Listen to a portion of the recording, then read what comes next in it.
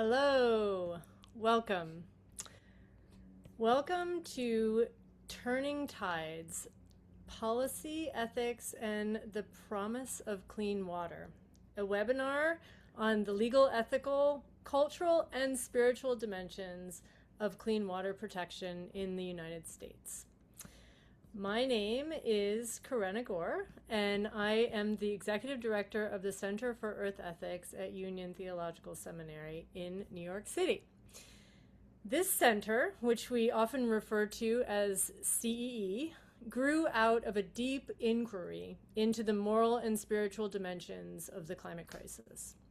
We founded it in 2015 with the vision to change the dominant value system from one that is based on short-term material gain, no matter the pollution or depletion or inequity that result from that, to one based on the long-term health of the whole community of life. Through education, convening, and movement building, we engage with individuals and communities to raise public consciousness and to shift policy, social norms, and culture towards that vision. So in the past 11 years, we have had the opportunity to work in many aspects of movement building. This includes key moments when communities and organizations came into the movement to protect our climate through the movement to protect water. And it's also happened the other way around. It also includes the United Nations Global Ethical Stocktake, which happened last year. That initiative was launched in the lead up to last year's UN Climate Conference, COP30, which was chaired by Brazil. It was a very innovative effort that invited a whole range of people, youth, elders, indigenous leaders, faith leaders, artists, philosophers, scientists, to come together and to reflect on the deeper values that should guide climate action. Two of our speakers in today's webinar participated in those dialogues. One in a self-organized dialogue in New Orleans and another in the North America dialogue, which was in New York City. And they spoke powerfully about the interconnections between climate and water. I'm speaking of Betty Billiat, the co-founder of the Louisiana Liberation and Sovereignty Collective, and Jenny Vega Cardenas, president of the International Observatory on the Rights of Nature. Another key moment that led to this convening today is that in April, Center for Earth Ethics put out an excellent policy note, which is available and which you'll have the link to in the chat.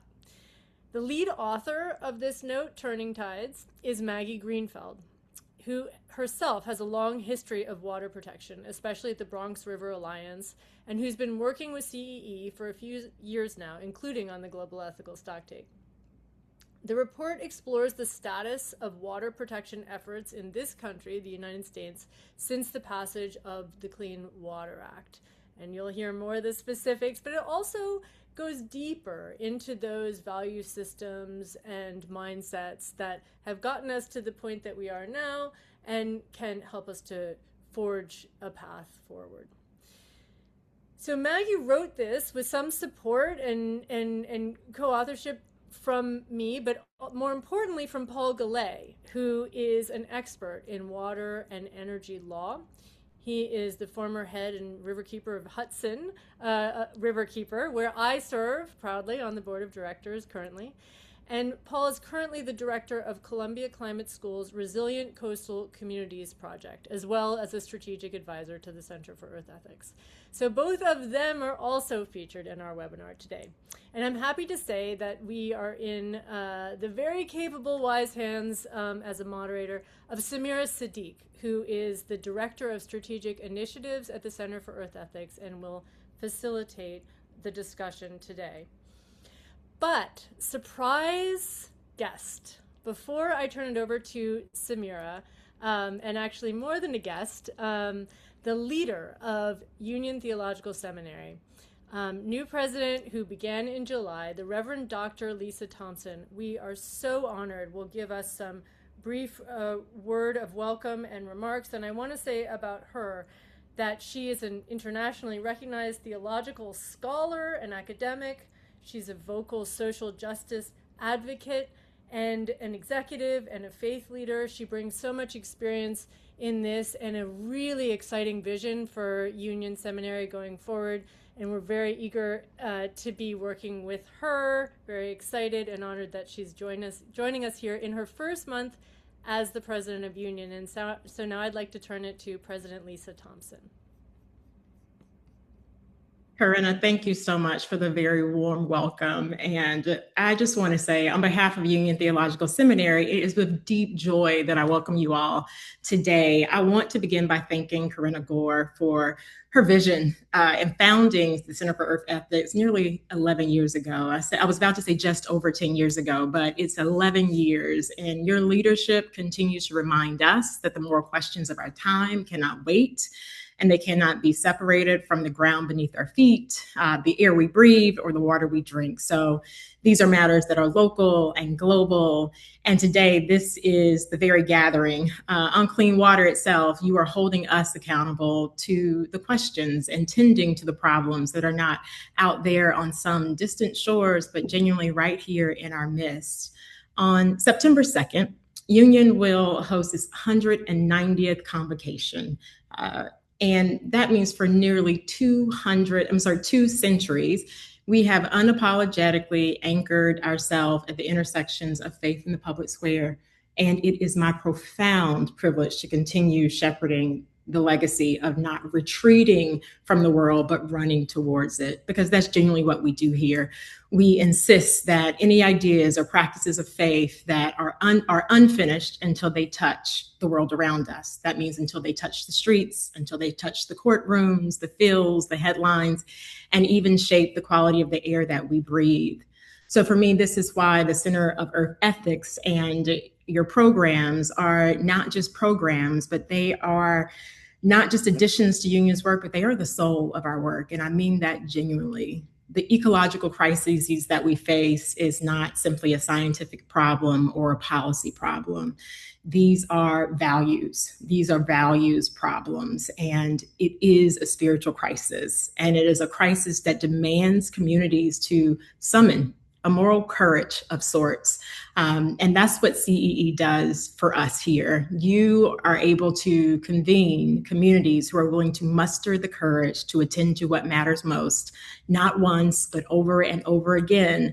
These are not just convenings, they are movements. And I mean that sincerely. This is a gift to our world.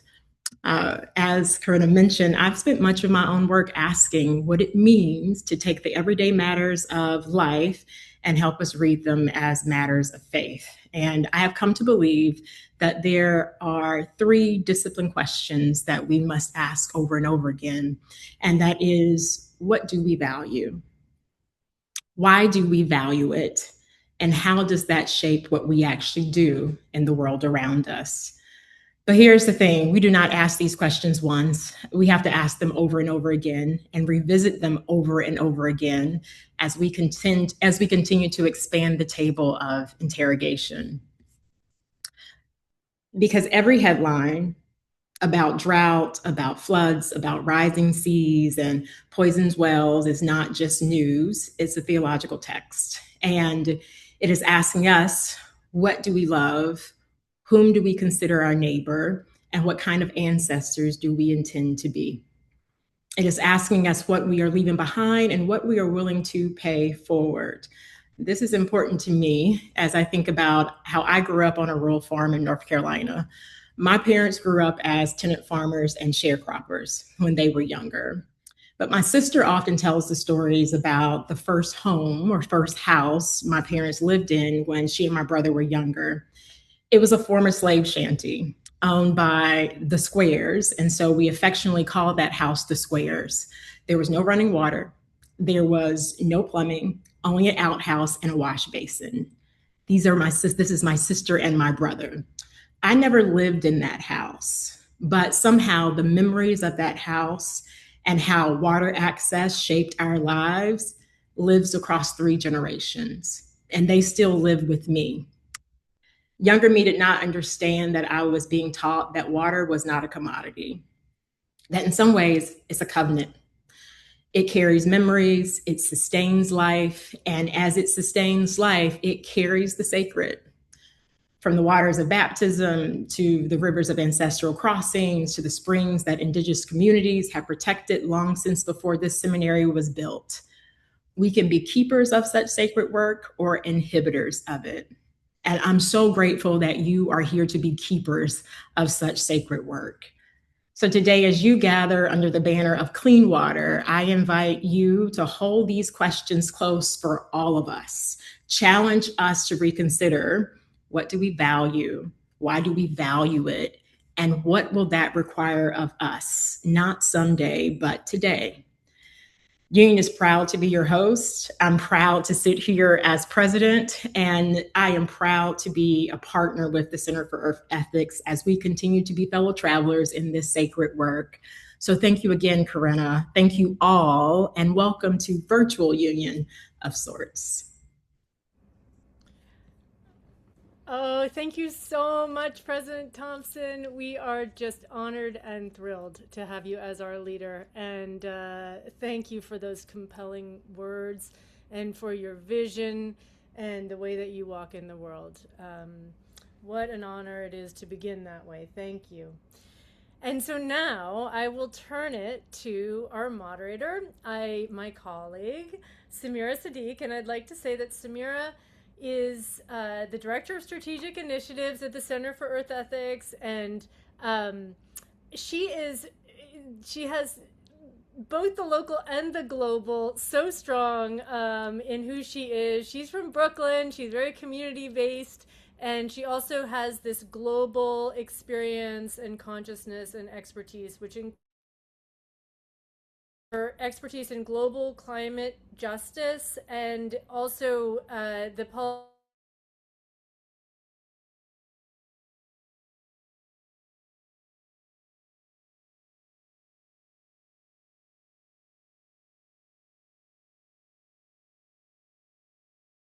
has an illustrious background and past, and we're very happy that she is the one moderating the discussion today. And so over to you. Thank you, Samira. Thank you so much, Karenna. What a generous introduction. And I just want to echo the thanks and the gratitude towards these words that President Thompson has really grounded us in for this conversation that we're about to have. That was such a gift. So thank you so much, President Thompson. And what a blessing to have you here with us at Union now. And hello to everyone joining us today for this discussion. We're joined by such an incredible group of speakers to discuss the recent rollbacks related to the Clean Water Act in the United States. But of course, we're going to be talking about so much more than just the policy aspects of this.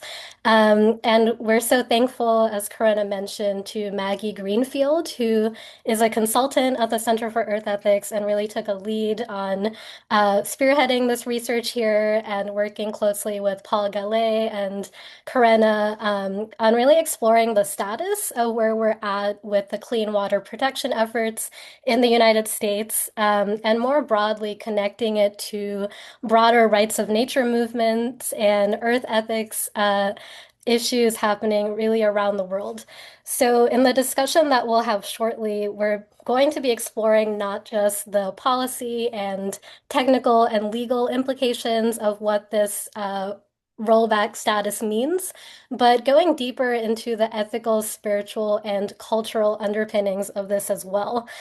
And to begin and orient us in a good way, I would first like to welcome Maggie Greenfield to join us here to just give us a brief presentation about the key parts of the paper that she authored. And then we'll come back into the panel. I'll introduce the other panelists. And for those of you joining us, I invite you to leave any questions in the Q&A function throughout the panel so we can get to them in the Q&A section after the discussion we have. So welcome, Maggie. Thank you so much, Samira. I really appreciate that introduction. What a wonderful way to start this conversation. So we have some slides that are going to come up, I think, quite shortly, but while they're coming up, I just want to say what a pleasure and an honor it is to be here with you today. My role today is just to give a quick overview of this policy note that I authored along with Paul Gallay and Karenna Gore, and I do want to express my deep gratitude to them for their support on this project. This is such a timely topic for us to be gathered here today to talk about, because clean water protections are really at a pivotal moment here in the United States. It's now been more than 50 years since the passage of our seminal legislation, the Clean Water Act. However, over the past couple of years, we've been seeing a weakening of that legislation, and particularly by turning towards actions targeting a particular term in the law, which is called WOTUS, or Waters of the United States. So I want you to hold that in your mind, because we're going to come back to it later. But yeah, this piece and this webinar today suggests that the crisis is not only legal, it's not just scientific. It reflects a deeper philosophical struggle over how society views its relationship to the rest of nature. So next slide, please. So just to set the context a bit, before the Clean Water Act, our nation's waterways were in a pretty shameful, polluted state. In 1969, Cleveland's Cuyahoga River caught on fire, not for the first time, actually, and it shocked many Americans, inspired them to look locally, and often what they found was their own hometown degraded waterway, or worsening air quality, or concerns about risks of exposure to toxic chemicals. You know, maybe they read Rachel Carson's Silent Spring around that time. There were so many things that were coming together that really led to a flowering of broad-based environmental consciousness that was embodied in the 1970 Earth Day. It was the first Earth Day celebration. Amazingly, 20 million Americans, or 10% of the US population, actually turned out on that day to speak up for their love for the earth and for their concern for what was happening to it. Next slide, please. So that all, of course, motivated our elected officials to take action. And I think probably familiar is that, there were a number of environmental laws that were passed during that time, including the Clean Water Act, but certainly not just the Clean Water Act. But perhaps less well known is that it was a real bipartisan coalition at the time that pushed these things through. So the Clean Water Act was actually vetoed by President Nixon. He was in support of a lot of other laws, but he objected to this one because he was concerned about cost. So he vetoed it, which led Senator Edmund Muskie, a Democrat of Maine, to take to the floor of the Senate and give this impassioned speech about, can we afford clean water? Can we afford rivers and lakes and streams and oceans, which continue to make life possible on this planet? Can we afford life itself? But it wasn't just Democrats who were making this case. So next slide. Republicans were also speaking up for the Clean Water Act. So Senator Howard Baker, who's a Republican of Tennessee, also got up to the floor and said, if we cannot swim in our lakes and rivers, if we cannot breathe the air God has given us, what other comforts can life offer us? And with that, and with the testimony of many others, Congress did overwhelmingly override President Nixon's veto, and the bill became a law in 1972. So next slide.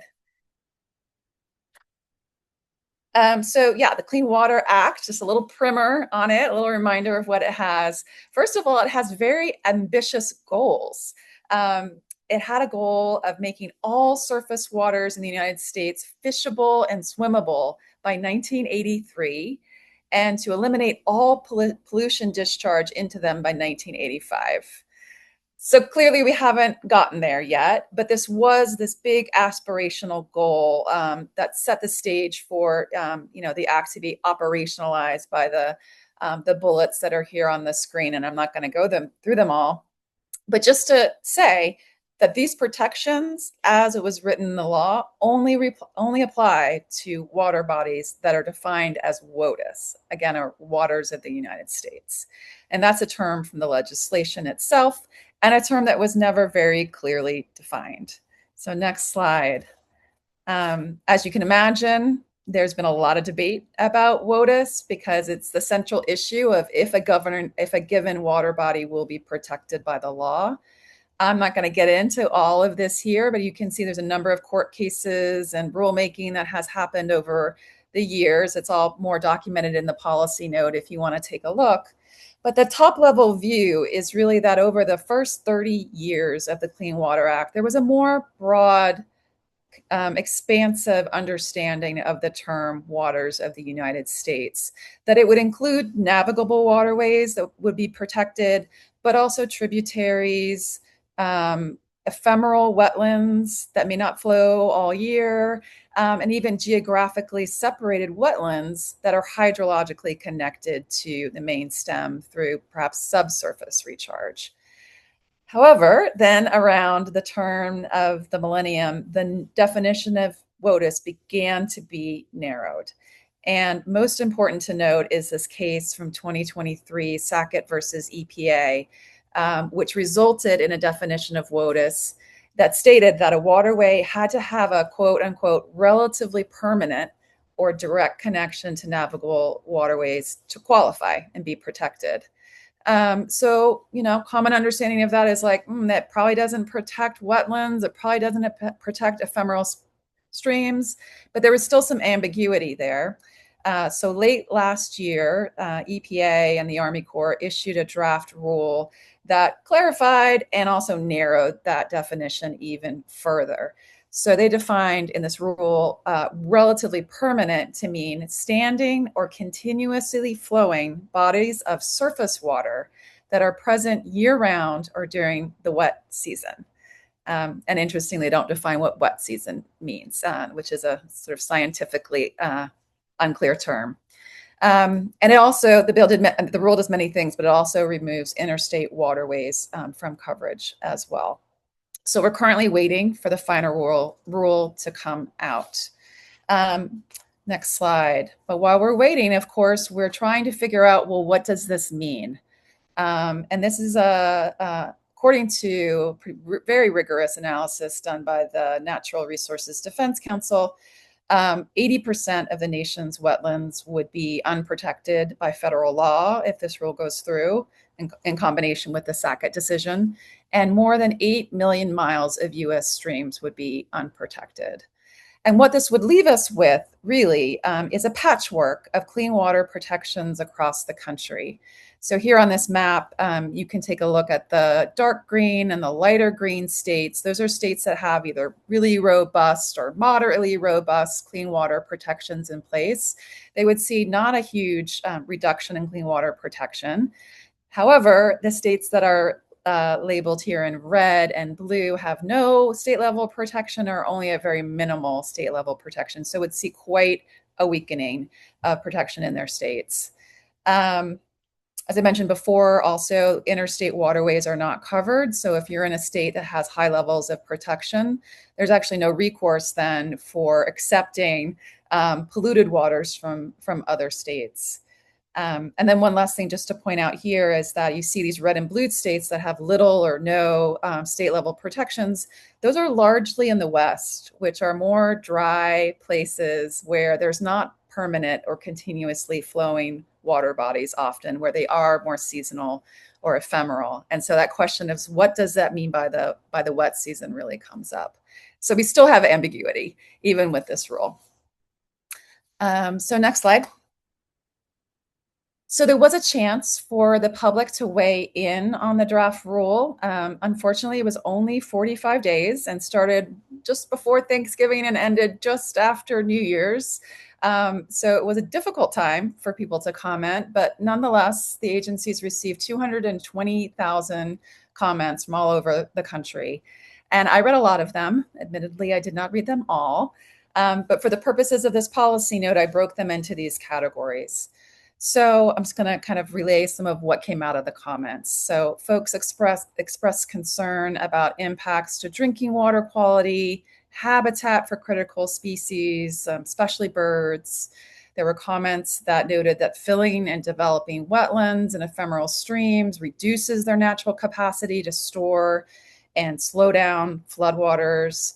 Others express concern about how if we develop over these wetlands and ephemeral streams, particularly wetlands, they release their carbon that's been stored underground. And we know now that wetlands are so good at that. They release that into the atmosphere and thus contribute to global warming.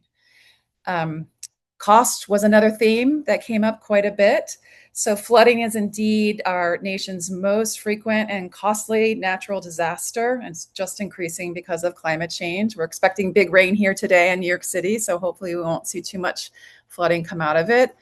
And according to a 2024 Congressional Budget Office report, flooding averaged $46 billion in expenses per year over the prior decade. And of course, there's anticipation that that cost will increase due to climate change. Others pointed out that the draft rule leaves the public holding the bag, essentially, on the costs of losing ecosystem services. In fact, there was a letter that was signed by over 100 people and organizations in the Lake Houston area, which of course was hard hit by Hurricane Harvey in 2017. And they wrote, "Sedimentation has already measurably reduced the effective storage and conveyance capacity of Lake Houston. Upstream wetland loss increases the frequency and scale of dredging needs. Each acre of wetland lost upstream effectively shifts long-term sediment management costs from private land conversion decisions to the public. The proposed WOTUS definition does not quantify or even acknowledge this cost transfer." And then there were also comments that came rooted in values and justice. So for example, there was a letter that was signed by 4,000 leaders of Black churches that said, "History has taught us that it is low-income communities and communities of color who will disproportionately pay the cost of pollution. To be faithful stewards of God's earth and to protect human health, we need protections for clean water." So in fact, there were many comments that issued that kind of call to deeper values, that water is the source of all life and deserves special protections and respect. Next slide. So these are comments that echoed many of the themes of the global ethical stocktake that Karenna mentioned in her comments at the beginning. I'm just going to call out one here. There were so many wonderful offerings there by Dr. Robin Wall Kimmerer, who is a botanist and an author of beloved books like Braiding Sweetgrass and a member of the Potawatomi Nation. She's a storyteller, so she focuses on narrative here in her comment. And she says, "We need a beautiful story that values planet over profits and reciprocity over extraction. A missing piece is the coupling of science and spirit that expands our thinking beyond knowledge to wisdom." So I'm just so pleased now to turn it over to the panel. Betty Billiot is also featured in the piece. She gave it, as Karenna said, a very powerful testimony. And also featured in the piece is the work of Jenny Vega Cardenas with her work with the rights of nature. So Samira, I turn it over to you in the panel. Thank you so much, Maggie, for that really great kind of explanation of where we're at with a detailed background on the current landscape of clean water protection in the US. And as you noted, this narrowing definition of waters of the United States, that's really not just a legal or technical concern, but really an indicator of the kind of deeper cultural and spiritual rupture in our relationship with the rest of nature and other than human life. So to get us deeper into this discussion, I would like to now invite our wonderful panelists, Betty Billiot, who is the co-founder of the Louisiana Liberation and Sovereignty Collective and citizen of the United Huma Nation, Jenny Vega Cardenas, who is the president of the International Observatory on the Rights of Nature, and Paul Gallay, who is the director of Columbia Climate School's Resilient Coastal Communities Project. And in the interest of time, we're just sharing everyone's impressive bios in the chat where you can learn a bit more about them. And again, I invite you all to leave any questions in the Q&A function so we can get to them in the Q&A section in a bit. So just to begin, I would like to turn first to Betty. Betty, you've had such significant grassroots advocacy work that you've done, particularly to protect clean water in the Mississippi River Delta. And I'm wondering if you could tell us a little bit more about what brought you to doing that work, and in particular, how your cultural and spiritual teachings have shaped your journey to protecting water. Hey, thank you. Thank you for that.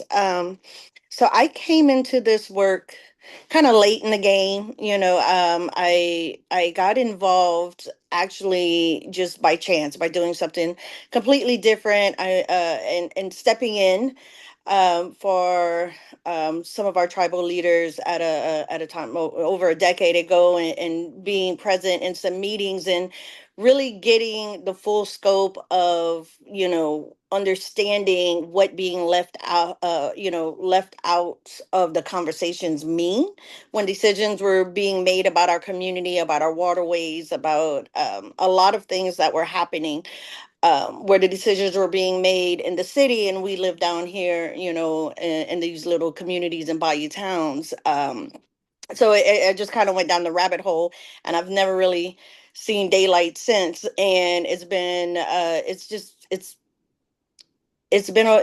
lot. But I think part of, when it comes to my culture and understanding, and something that, the more I learn, the more I speak to, communities, not only in my community but across the country, of getting this understanding of the shared connections that we have with our waterways, and the disconnection that we have with our relatives on the same waterways and the same pathways. Something about our waters.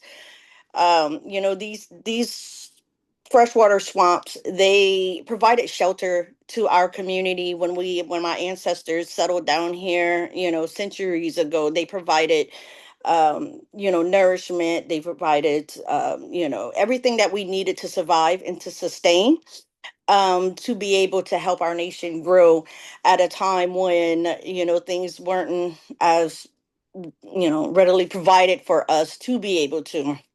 It is a relative to us.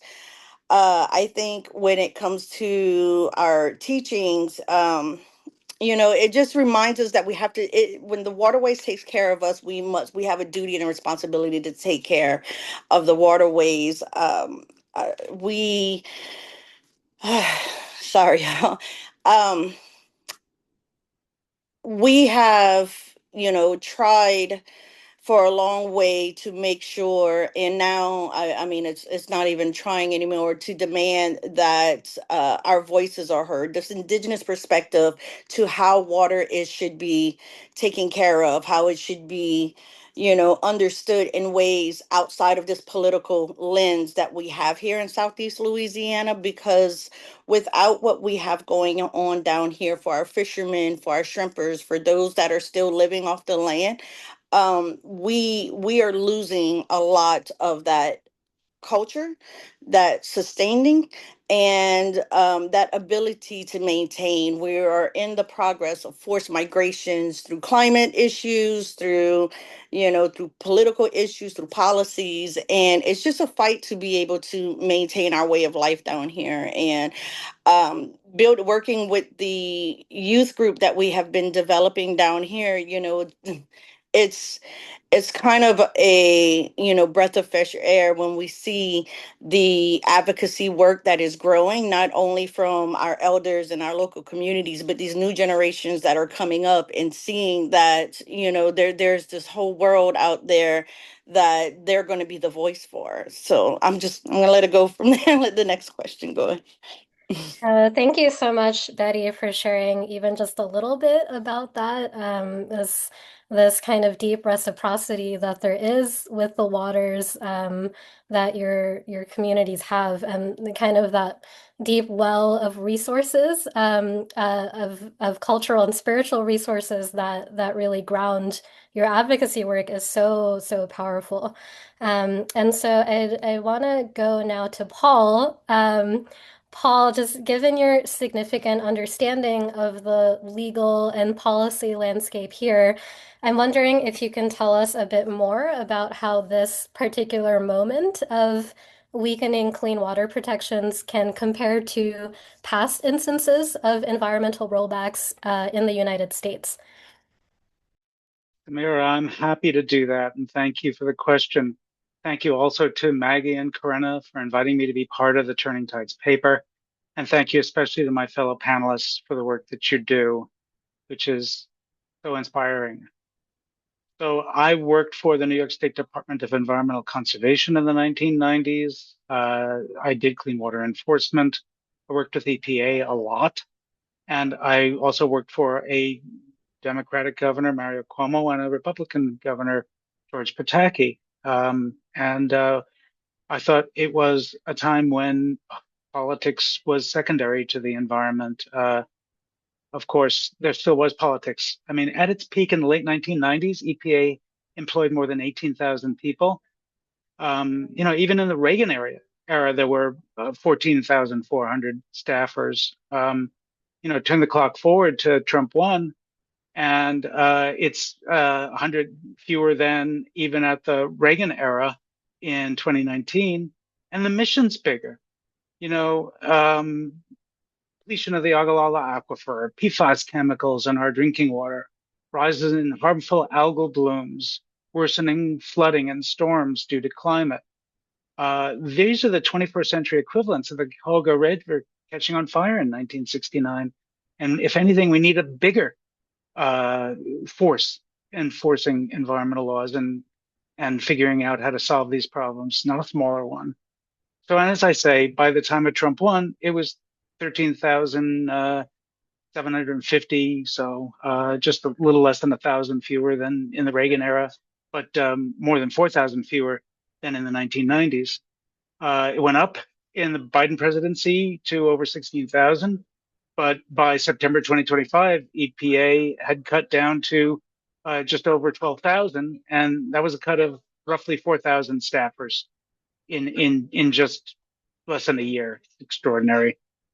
So EPA officials have argued that states and territories can pick up the slack left by these steep cuts in funding and staffing and enforcement actions. But the money that's being sent to the state agencies is also going down. State agencies, on average, depend upon federal funding for 27% of their budget, and that's been decimated in the last 2 years. When you look at how this plays into enforcement inspections and major violations of the Clean Water Act, in just a 3-year drop between the second Obama administration and the first Trump administration, the number of inspections by the federal government went down by over 300, nearly 10%. And not surprisingly, the number of violations, major water quality violations, went up at the same time to an additional 300 or so. So this is especially bad for states with lax enforcement programs, where EPA was formerly the enforcer of last resort. Now there's no enforcer of last resort. But even in a state like New York, where I worked in the 90s, I mean, there were 4,000 DEC staffers in the 1990s. And there's never been an ideological hostility in the governor's office to DEC. There's been a lack of real enthusiasm.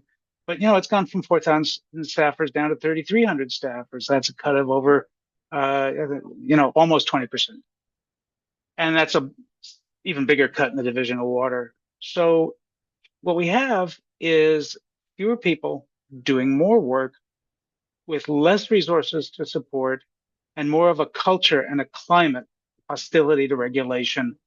It's so antithetical to what will allow humankind to thrive, nature to thrive, even, thoughtful and responsible business to thrive. So fortunately, we have some solutions we can talk about later in the program, but the situation is there's no way to sugarcoat it. Yeah, thank you for that, Paul. It's quite stark, the changes that we've been seeing around these issues in the US government, isn't it? So just to help us zoom out a bit from just the US landscape, I want to ask now, Jenny, if you can help us, given your work as a lawyer in Colombia and Canada, if you can explain what's happening with the rollbacks around clean water protection in the United States as it compares to environmental protection policies elsewhere in the world. And if you can connect this back a little bit to the status of the rights of nature movement as you're seeing it in the US and globally right now.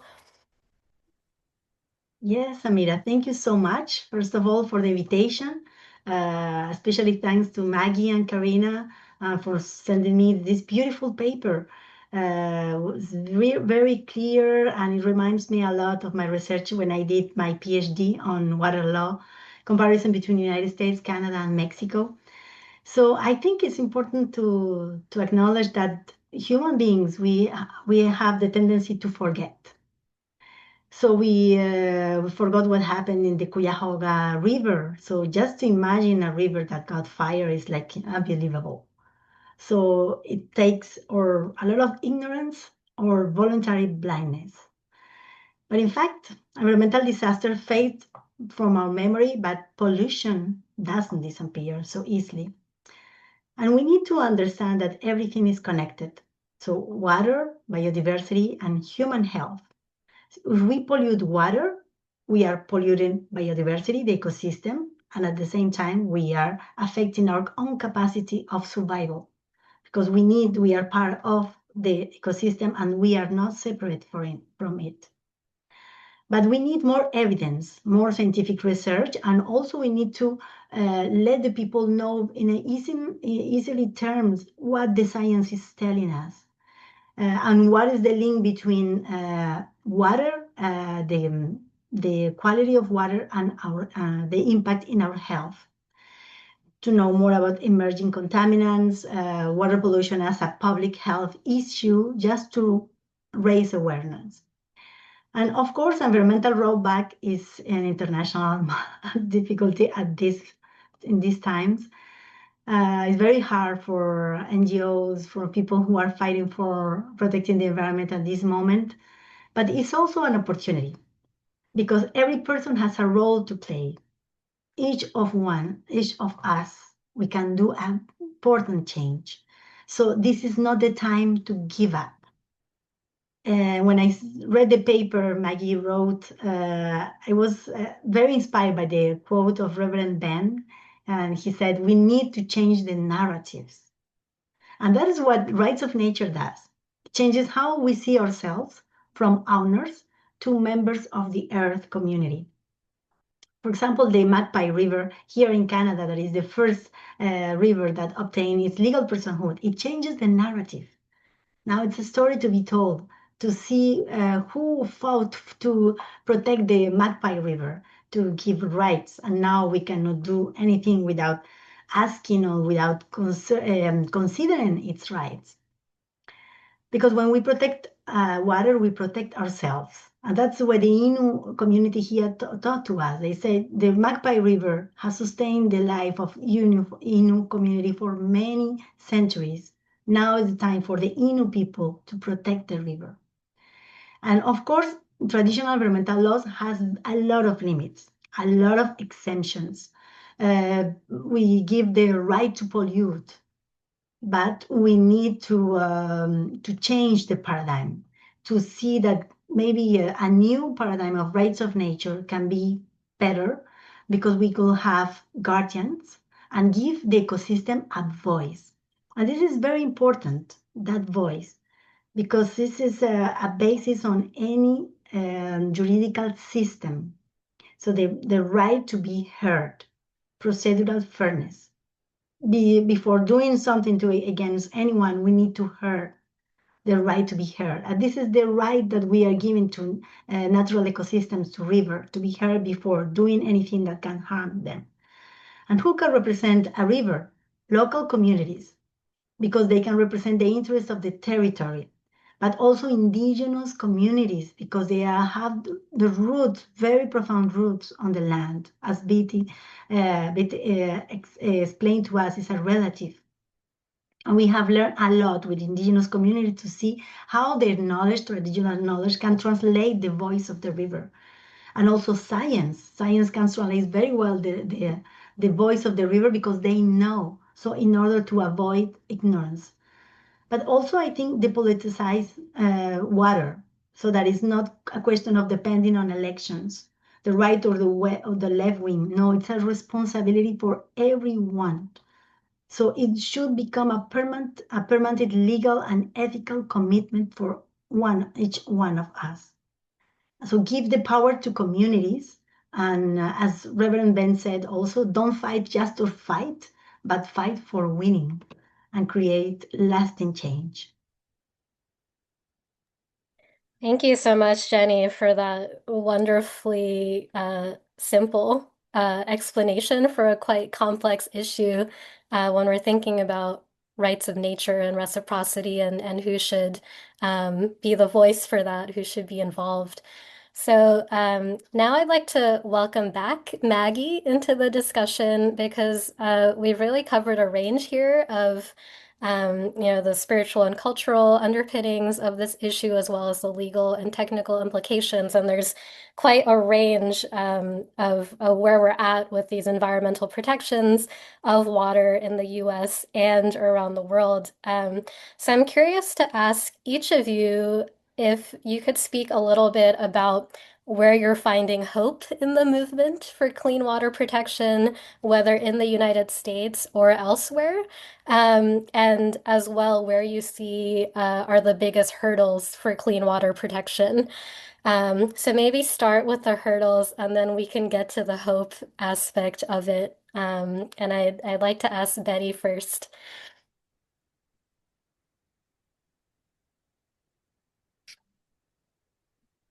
Sorry, I have too many too many screens up. Oh no. Well, okay, while that's getting sorted out, Paul, if you could speak to that question a little bit. Sure. Well, I'll start off in terms of the challenges and then pivot to opportunities or wait for that. Okay. Both at the same time. Yeah, let's do both. Okay, good. And also trying to pick up on a question from the chat about data centers. Data centers are set to increase our demand for water by roughly 40 billion gallons by 2028. And, that's almost doubling the amount of water that we use for homes, businesses, and industrial manufacturing operations. That's a total of 54 billion or so. And, this is not all going to happen where we're growing food, but, take the existing problem we have with the Ogallala Aquifer in the Midwest of the United States. You're looking at an extraordinary over pumping problem. Water levels have declined in places like the Kansas section of the Ogallala and Texas and Oklahoma as well, even parts of New Mexico, by more than 150 feet. And there's concern that farmers won't be able to farm by 2060 in most of these locations. There are things we can do to use more water more effectively, but not if we have this attitude of things will take care of themselves. Famously, when Trump was a candidate the first time and was asked about the environment, he said the environment will take care of itself, which is politicians speak for I could give a damn. And of course, now it's not just I could give a damn, it's out and out hostility. So we got this huge problem that our policies are going the wrong way. The best way to get your policies going in the right way is what changes the world. We all know what Margaret Mead told us, never doubt that a small group of thoughtful, committed citizens can change the world. Indeed, it's the only thing that ever has. When I was with Riverkeeper working with Karenna, we did everything we could to share information about how dirty water harms people. We would share bacteria testing. We had 300 volunteers helping us test for bacteria in the Hudson. That helped us get a law passed in New York, which is a transparency law. So the first thing is, community engagement and community support. And the second thing is transparency. This sewage pollution right to know law that passed in 2012 started to let people know when water quality standards were violated, and they were violated thousands of times a year. And people were really, really angry about this. So by 2017, after this data was getting out on a regular basis, we saw the first tranche of new funding for clean water from the state of New York. State of New York has, between 2017 and 2016, allocated well over $5 billion for water pollution problems like aging septic systems, drinking water treatment plant upgrades, leaking septic systems, closing old landfills, dealing with lead and water supply lines, dealing with the state's expanding dairy industry. And so this is community engagement plus transparency leads to some accountability. And the ultimate indicator of accountability is, do you value something enough to invest in it?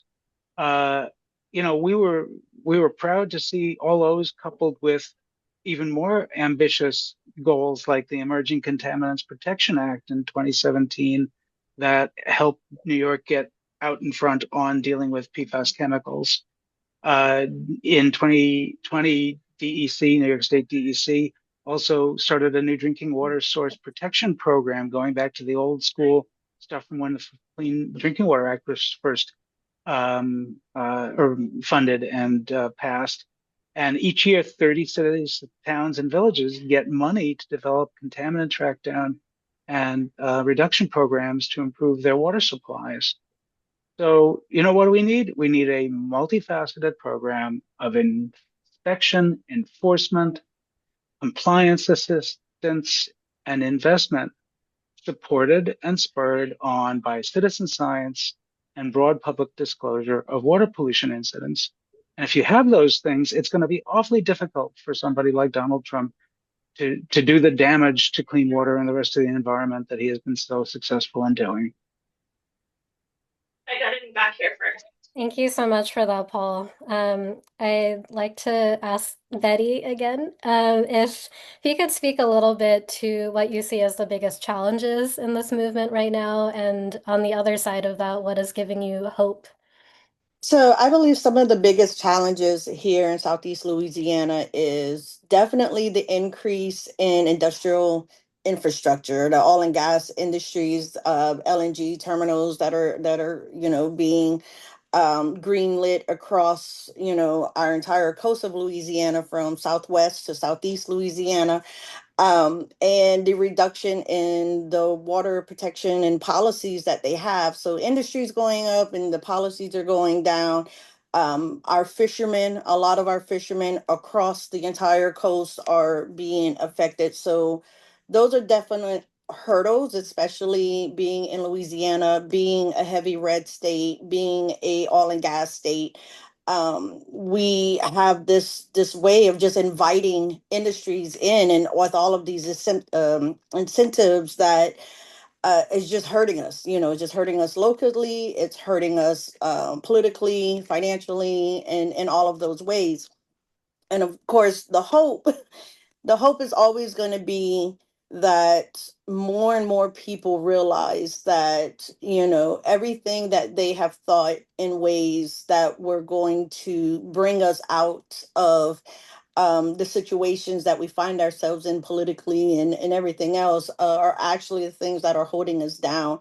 Being able to not only work with our youth and our youth group and educating them on what environmental issues are, what climate issues are, it's also talking with the elders and their parents, who were looking at things through a new lens, and that was something that I had to do. And living here my whole life, never realizing that, there's water where there's, used to be land. And, there's a reason why most of the families moving more, 10 miles or 11 miles into town, because we can't, the changes that are happening, and really understanding the long-term effects that has had when it separates. Every move is a separation of your culture and your identity and your language and your teachings and your traditional plants and all, and not really looking at it in that broader lens, but taking it pieces by piece.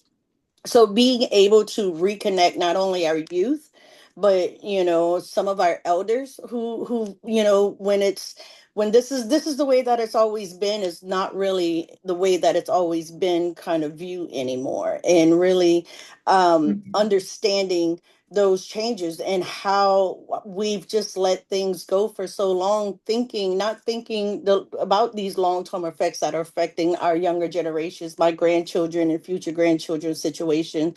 So being able to see that kind of spark taking off in a lot of our communities down here, across of our communities, not only in our Indigenous communities, but just the communities just across the coast that are saying that we're not going to do this anymore. We're not going to stand for this anymore. We have people that work in the industries that we are fighting that are kind of, like catching on to, like, this is not right. Something is not right. When we can no longer go into our backyards and catch and fish the way that we used to. Not a decade or a generation ago. We're talking like 3, 4, 5 years ago. Because of the impacts that have been happening locally. It's a movement that has been slowly building, and it really is something to see and be a part of. That gives me hope. And I can feel it happening across the country as we have these conversations, the continued collaborations across communities, across states, across, cultures. And it's just something to really stay inspired and want to stay involved in. Thank you so much, Betty. And I'm so glad that you touched as well on the power and the impact of the intergenerational aspect of the movement building. That's really ultimately how the values get passed down over time, right? So thank you. I'd now like to ask Jenny to chime in on this question, and also just remind folks, if you have any other questions for us, please put them in the Q&A chat. So Jenny, if you could speak to this as well. Yes, Samira. In fact, I have lost hope many years ago when I finished my PhD, and I saw that the law framework concerning water wasn't working well anywhere. So I compared the United States case, mostly the case of the Colorado River, also in Canada, where we have a lot of water, 20% of the fresh water from the world, but it is many of the rivers are polluted, highly polluted, and Mexico too. So I was like very disappointed. But when I found the rights of nature proposal and paradigm, it gave me a lot of hope. So I am a Colombian lawyer too, and I saw the Atrato River case when they got the legal personhood recognized by the Constitutional Court of Colombia. I came back to have more research and to know more about that new perspective. And when the justice explained to me that it was there were a lot of the human right to water and sanitation violated, was easily and better to protect the river in order to protect each human right to water and sanitation. So if you protect the river, you protect at the same time human rights. So it was huge and big. So I saw very clear and say, wow, this is a very, very important proposition for the world. So we wanted to do it here in Canada too. And when we had the chance to work with the Innu community to protect the river, the sacred river, the Magpie, and they stood very strong together with the local community, with the Mangani community, that they are not Indigenous, and they work Indigenous and non-Indigenous to protect the river, to stand for the river, and it changes everything. They didn't have hope before. They say we are so small community that we cannot not say no to the provincial government if they want to destroy the river, a sacred river. But then when they gave legal personhood, many people coming from scholars, for filmmakers, reporters, they were coming to visit the community that is like 10 hours from car here in Montreal. That is very far in the forest, but beautiful one. They just came there to visit them, to know their epistemology and why they did that. So we saw the community to get empowered. And so I saw that it's huge, the change is huge. And now we have the chance to work with other communities to protect the river, the sacred lakes, and with the Alderville, for example, Alderville community, Indigenous nations, and Anishinaabe one in Ontario that we are working with to protect the lake that now has a legal personhood. They are building a council of guardians, but also in a reconciliation process. So inviting municipalities, non-Indigenous, to work together. So are now including Indigenous epistemologies in the new law framework. So it's beautiful to see that we can do better. But of course, as Maggie and you also have said, Samira, working with local communities from local point, because then you can see tangible solutions and concrete outcomes very, very fast. So I think it gave me a lot of hope, and I'm very happy because now I see that it's something going to happen in each community, that everyone wants to protect a lake or a mountain or forest or trees. They can do it. They can do it. So give me a lot of hope. Thank you so much for sharing all of that, Jenny. And it's so amazing, all of the work that you're doing on the ground on expanding, these rights of nature. It's such important and cutting edge work.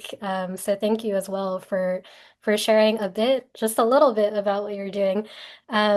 And I'd like to now ask Maggie the same question.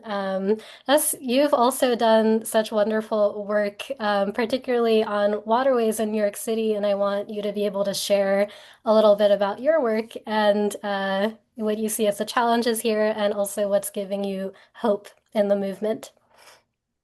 Sure. Well, I'll take any opportunity to talk about the Bronx River, which is where I worked for about 20 years. So very urban context, but the only freshwater river in New York City flows right down through the heart of the Bronx, largely undiscovered and untapped for local communities. So a lot of the work was bringing kids out, getting them in boats, doing water quality sampling.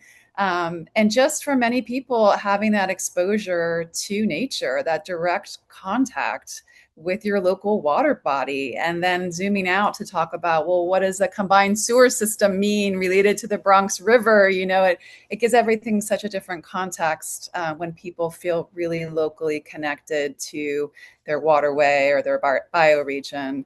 And sometimes that's difficult to do in cities, but it's really powerful when it happens. So that always gives me a lot of hope. I'd say one of our biggest obstacles, of course, is our Supreme Court and the composition of it, that we are going to have a long time to dig out of the Sackett decision and get better laws on the books. But, so like we've talked before, a lot of hope lies at the state level, and there is a lot of organizing happening at the state level as well. It can happen through your local watershed group, like Bronx River or Riverkeeper. And Bronx River actually partnered a lot with our kind of parent organization, Riverkeeper, on data collection. So to plug in locally with groups that can help you plug in a little bit more widely, because it might be too much to digest on your own, is helpful. And then I just want to close by just lifting up one advocacy tool, one group or coalition that's out there really powerfully advocating for clean water protections across the country, both federally and at state levels. So it is called Protect Our Waters Campaign, and it's organized by the Clean Water for All Coalition. So there's about 100 different organizations that are a part of it. And if people are interested in checking that out, or if you represent an organization that might be interested in signing on or getting involved, you can go to protectcleanwater.org. Thank you so much for sharing that resource, Maggie. We do have one question in the Q&A box right now, but before we get to that, I'm curious if any of you all have questions for each other. So any one of the other speakers, I just want to open it up a bit, if you want to ask each other a question, but no pressure as well. Jenny. Yes, I would like to ask or re-ask Maggie if you if you could imagine the legal personhood for the Bronx River. Oh, if I can imagine it. Oh, wow. I sure can imagine it. And it would be such a fresh way of approaching the river. As you say, it's not about permissions to pollute or permits to pollute. It's about really respecting the river itself as a rights-bearing entity that has a voice or standing in the court. So I think that is such an interesting thing to explore. It feels like I would just want to learn more from you, Jenny, because it feels like a leap, and yet I've seen you do it, right? We see it happening around the world, and it's been enshrined in the Constitution in Ecuador, and there's been a lot of work done, right, all around the world, New Zealand, places where it has happened. So I'm curious and this would be a question back to you, what do you think would need to change in the United States for that kind of the rights of nature to take hold? Because so far it keeps getting overturned in the courts, as far as I know. That's a great question. Yeah. What do we need to do in the United States to kind of make the rights of nature movement more active, more vocal? Yeah, in fact, it started in the United States with the beautiful paper of Christopher D. Stone, who changed the legal minds on environmental law with the trees, should trees have standing? That beautiful paper that inspired the world. And the first resolution that recognized the rights of nature is in the United States. Tamaulipas Borough, who wanted to avoid to be used just a toxical waste discharge disposal of the United States of the country. So they recognize not only the right to a healthy environment for each individual, but also the rights of nature. 2006, 2 years before the recognition of Ecuador. And nowadays we have more than 30 resolutions passed by many, many municipalities in the United States. I know that some of them have been challenged, and it's difficult. I know that because it's a huge change, and some people are afraid of that. But I think when you can create alliance is better. So before going toward that step, it would be beautiful to have alliance between the municipalities and the local communities and different actors to see that it's nothing to be afraid of, but it's something to be proud of. Because you as citizens, as locals, are inhabitants of that territory, you want to honor the river. And they're also to mix with arts. Here we work a lot with filmmakers, with journalists, with painters or poets. They want to do something. And in Spain, they create a beautiful song before passing the law of the Mar Menor, that's the first legal personhood in Europe. So you can have different allies, and not on because it's not only a question of law, it's a question of education. So writing books and educating children, because it's next generation that's going to see the river other way. And just not to be afraid. Oh, you can try it and do it. And then you see what happened. But at least you did something. Otherwise, next generation is going to ask you, what did you do, Mom? What did you do?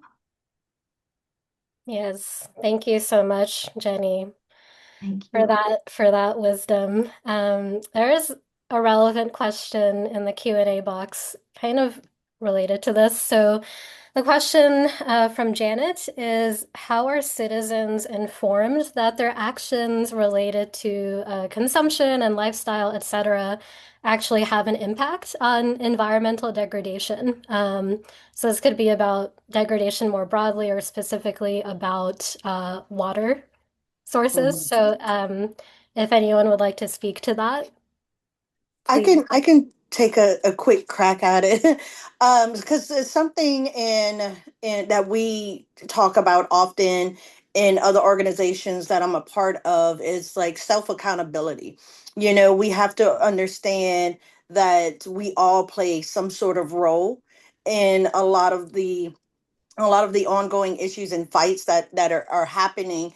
And consumption is something that we try to address, of like our own, of taking accountability for our own personal consumption and being more self-conscious of the things that we are doing in just our daily lives, of trying to be more earth conscious, and practicing what we preach, because we cannot lead this and be a part of this movement if we're continuing to feed this monster of issues that are at our feet. So working with youth and working with others, and just being self-aware of our own doings in our own daily lives, to try to be more um conscious of our footprint, and what we leave. So that is something, and in some cases it's hard.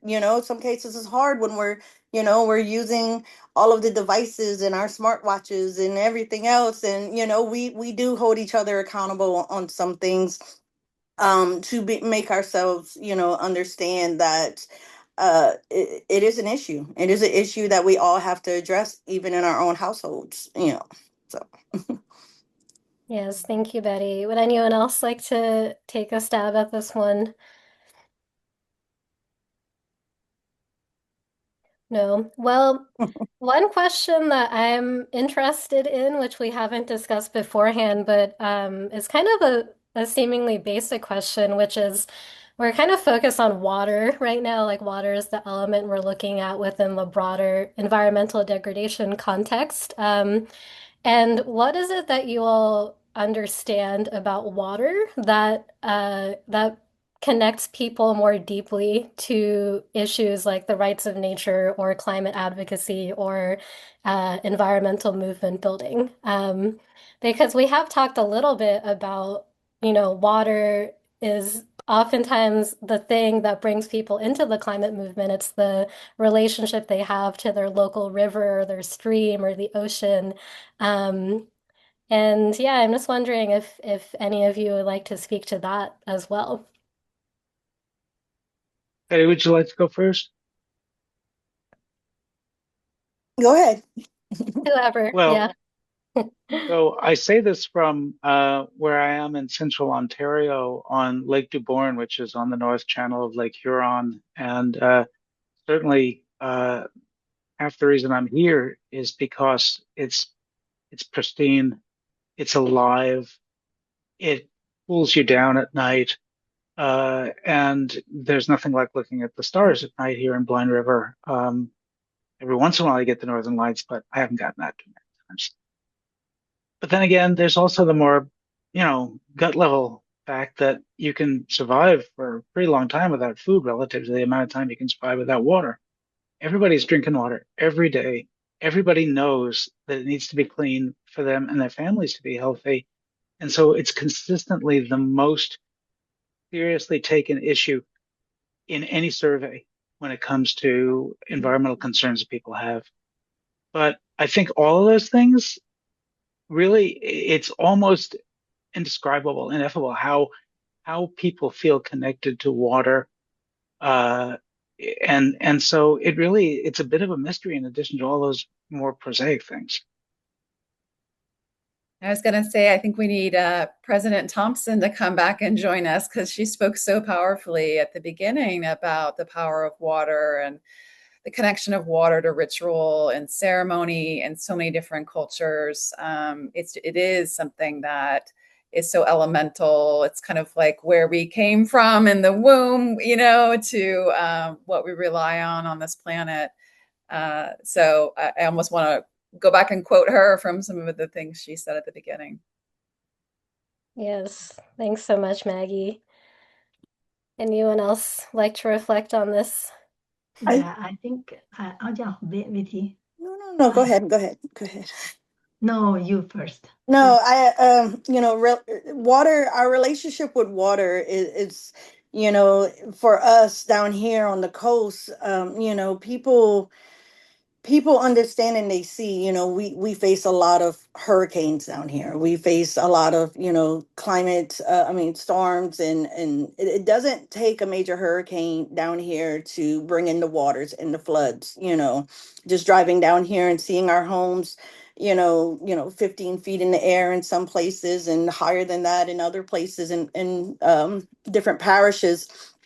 um, and we rely on the water for our livelihood, and then we also curse the water sometimes for taking away the land. And it's an understanding and a relationship that one can't exist without the other. We're always trying to be able to you know just live in a balance, down here, because we understand our situations down here on the coast. And we understand that what we have, we want to be able to preserve, what we have here for as long as we can, because we know one day that the water is going to renew all of this down here. And it's very important that we, you know, treat it as well as we can and try to take care of the water. And we call her, we call her in the female sense, her, or in the Mother River, Mississippi, in trying to do our best to keep her healthy, because our generations after us that are gonna come back and be able to reclaim, once what we're losing, when it's restored, and bring that balance back to Southeast Louisiana and to our coastal. So our relationship is constantly an ebb and flow of what we have down here, so. Thanks so much for that, Jenny. Do you like to reflect on this? Yeah, yes. In fact, and concerning the spiritual part, I we have a book that is named "Is a River Alive?" for McFarlane, Robert McFarlane, and so he's talking about that. Is a river alive? And many people are going to say a river is full of life or alive. What the difference? And then is a person or not? A person has a spirit or not? But more and more we navigate into these waterways, we see that maybe there's a very, very important spirit of the water. And many indigenous nations here, very in Canada, they talk about the spirit of water. And it's, in those times when we have a lot of fires, I think we need water more and more. And you see in what going on in Europe, they have a lot of fires, but no rain. No rain is there, and so we need it. And I think that's the moment we appreciate balance on earth. And just to share just a moment, I have had the chance to enjoy this weekend. We went to Lake George, United States, and the pristine water is unbelievable. It's you can feel the quality of water, and a lot of children, families around it, with a vibrant local community economy. So you see that protecting the lake is not stopping the economy.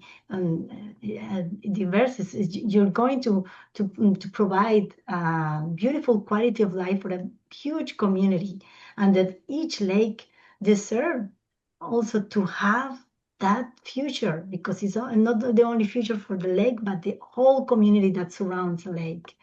And it's a freedom to go again and go swimming and fishing into the lake, and why not maybe drinking it also. So when a senator here asks us, what do you want with the legal personhood? Is only to have a fishable, drinkable, and swimmable river? Yes, it is. That's all. It's so difficult. I don't think that it should be the norm. So thank you so much. Yes, thank you so much. And in the interest of time, yeah, I'll ask just one more question here that we have from Anne, and I'll try to paraphrase it as best as I can. But the question is, how have rollbacks in the Sackett decision violated treaties with Indigenous communities? And then a broader question, which is there a way that we need to change how we talk about science, especially in the context of Indigenous practices that are very much about, protecting these elements of nature and we're all in this reciprocal relationship rather than the kind of traditional aspects of Western science that would see it as separate from us. These are really two questions that I invite any of the speakers who would want to speak to any part of those. Yeah, in fact, we were working on a draft bill for the San Lawrence River legal personhood, and one principle that we have suggested is the two-eyed seeing. The two-eyed seeing is when you have to take a decision, you need to take into account the science in the equal foot of traditional in ancestral indigenous knowledge. And we have a lot of proof that it is very important to combine both because there's a lot of knowledge that they have gathered for 1,000 years that know better the biodiversity than sellers have already, even with the technology we have. And there are many processes also, and even causes before the courts when the indigenous said, no, this is not the same, for example, the same kind of salmon and say, no, it's the same. No, it's not the same. They knew it, but they couldn't prove it. And then the scientists started the process that they identified that if that was true, that was accurate, wasn't the same kind. So we couldn't mix two rivers because we're different kinds of salmons. So I think it's important to work together more and more together with indigenous knowledge and science to work together to advance in a best way and have balance for the earth. Well, thank you so much for sharing that, Jenny. And just maybe one last question, because we do have a little bit more time. That there was another question from Judy around why water protection policies are being rolled back in the first place, who is benefiting, and is that for money? Is it for political clout? And maybe I'll ask Paul if you would like to address that question. Thank you. And when the question is who is benefiting, if you ask yourself that question on a long time frame, the answer, of course, is nobody. If you answer it on a short time frame, sure, money and political clout, folks who feel that, especially if they have money and political clout, they can insulate themselves from the implications of water and air pollution. It's very short-term thinking. It's very zero-sum thinking.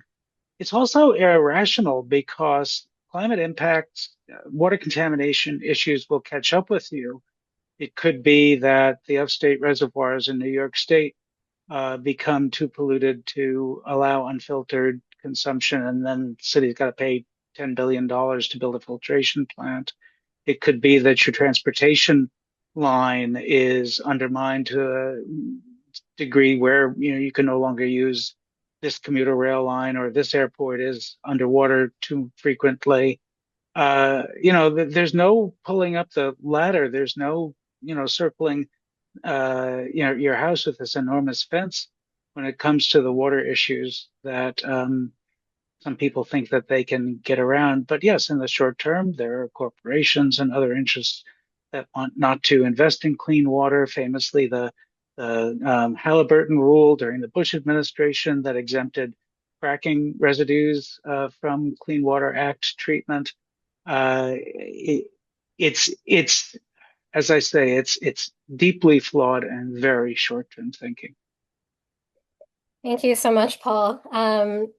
Just to be very brief with this, I'm wondering, Betty, Maggie, if you have any very, very brief last words of wisdom for us here. No, I just want to, I think more conversations like these need to continue to happen. Thankful to be invited to these conversations, because the more that we keep these issues at the forefront, the more we get more voices in there and recognizing, this is happening in my community, this is happening down the road, and get more people involved. And we just keep growing until we don't stop until change happens. So that's great. I just want to uplift what Betty just said, and say that actually this presentation, this panel today is giving me hope. And I think just the opportunity to bring together such wisdom and knowledge here in this panel, really, as Betty said, we need more of these opportunities to come together and share and brainstorm ways to advance the cause of clean water. Wow. Well, thank you all so much. I feel like we started out with talking about the status of the Clean Water Act in the US and just had a much richer and deeper conversation. We did anticipate that, but I'm so thankful for our speakers, Betty, Jenny, Paul, and Maggie, for their time and wisdom and generosity that they've really shared with us today. And I really hope that all of you who joined us today do check out this policy note that we've been mentioning throughout all of this. You can find that on our website and just learn more about this incredible body of work that all of our speakers have and the wonderful advocacy work that they're all involved in. And I'd now just like to welcome back our Executive Director, Karenna Gore, to share any closing reflections that she may have on all of this that transpired. Thank you. Thank you so much. What a rich discussion, and I'm grateful to everybody here, and also all the participants, the great questions that were asked. For the Center for Earth Ethics, this is really the essence of what we want to be doing in the world. The question of what ethics means and is comes up a fair amount, and one way that we talk about it is that there's a relationship between law and ethics that's an interesting one. In ethics, it's not an exact science, but it is mainly the distinction between right and wrong, and the implications for our behavior, both as individuals and collectives. And as such, it undergirds laws and social norms. But ethics is often most powerful when there is a deep sense of right and wrong that is more and more widely shared, that is out of step with both laws and social norms. And that, of course, we know the times when that has been the case in past history. We look back at that and we think about it with the abolition of slavery, with women's equality, right to vote, with the civil rights movement. And it is absolutely the case today with the ecological crisis. Most of what is causing ecological destruction is not only perfectly legal, it is socially encouraged. And so we draw in ethics from those deeper wells of values, of beliefs, of morals. And that is precisely what we saw happen in the Clean Water Act in the first place in 1970 when the law was changed. And we are so grateful for this opportunity to look back and see how did we get to that point with the Clean Water Act, and what role does ethics play now that it's being undermined and changed, and what role does it play in this situation with water, and then what implications that has further on. I think we're grateful that we heard so powerfully from President Lisa Thompson, who spoke about water is not a commodity, it is a covenant. There's something sacred about it. That we heard from Maggie in that whole presentation about the history of the Clean Water Act, and lifted up those voices, including also from politicians, about the question is, can we afford rivers? Can we afford water? Can we afford life itself? These are really powerful voices coming also across such a spectrum. And it is really actually just such a blessing to have the voice also from Paul Gallay from within, working in government on many levels as a policy expert, as well as in advocacy and in teaching. And I want to say that ethics, in the distinction of right and wrong, it's also important to remember, and my ethics teacher at Union, Gary Dorian, says this, it's not only just right and wrong as two binary opposites. Ethics responds to beauty, balance, harmony, wholeness, and not only a simple distinction of right and wrong. And I really thought of that when we heard from our powerful speakers, from Paul and Betty and Jenny. Paul also saying about, we really have the equivalent of the Cayuga River catching fire happening right now. We can sense it in all these ways that are out of balance, and in all of what we hear of what's happening to water. And Betty spoke so powerfully not only about the indigenous teachings and knowledge and worldview, and how it's so long past time that it be recognized for its powerful vision forward, but also so wonderful to hear that spark you talked about in the communities that's happening there. That really this is about that grassroots action, elders and youth talking together, and even people working in industry talking together, saying we don't like this, is way out of balance. Things are changing, and things of value are being sacrificed that we don't want to see happen. That was so powerful to hear about. And Jenny, when Jenny was saying about when we protect not only the really powerful examples of personhood for rivers, rights of nature, but also just the truth that when we protect water, we're protecting ourselves. We're protecting the human right to water, and also just life itself, human health, and so on. And I wanted to just note in closing that it was really a beautiful exchange to hear between Maggie and Jenny about what would happen, what it takes in the United States for rights of nature to take hold. And thank you for bringing this international perspective to us, Jenny, because of course we were grounding this in the Clean Water Act in the United States situation here, and you're bringing this voice as a mirror back to ourselves, saying, what are you all talking about? Some of this movement started in the U.S. and reminding us of Christopher Stone's Do Trees Have Standing? And of course, we're also reminded, as we've talked about here, of the indigenous peoples of this land, the Homa, Betty's people, and the Haudenosaunee in this region, and Munsee Lenape in this region, and so on, that have that. And in this year, which is 2026, which is our 250th year since the Declaration of Independence, we find ourselves in this situation where, yes, certain things that have sparked here have inspired the world, and yet we still have to renew it here. And so we have such a calling in this time for this, and there are different movements that are happening. We had in the chat, somebody mentioned there's a prayer movement, August 8th, waterfallunityalliance.org. You can look to see the different water prayers that are happening. Of course, there are prayers and there's also actions to raise awareness in other ways. And I loved what you said, Betty, about the self-accounting, that there is a way in which we all need to do this at the every level, individual, community, state, national, local, and on to global. And I think that finally we need to remember that in self-governance there are elections. And people can build movements to change laws, most of all by asking questions of the elected representatives.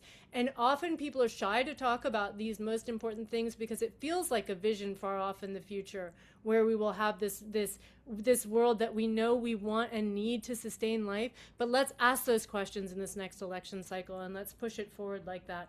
I just want to say thank you so much to everyone here. Thank you also.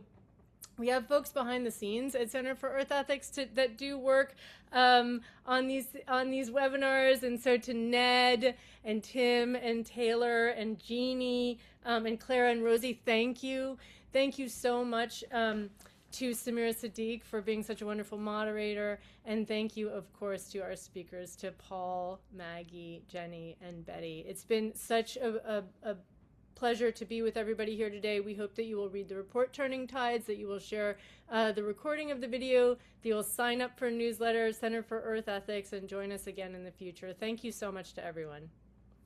Thank you, Karenna. Thanks, everybody. Thank you so much.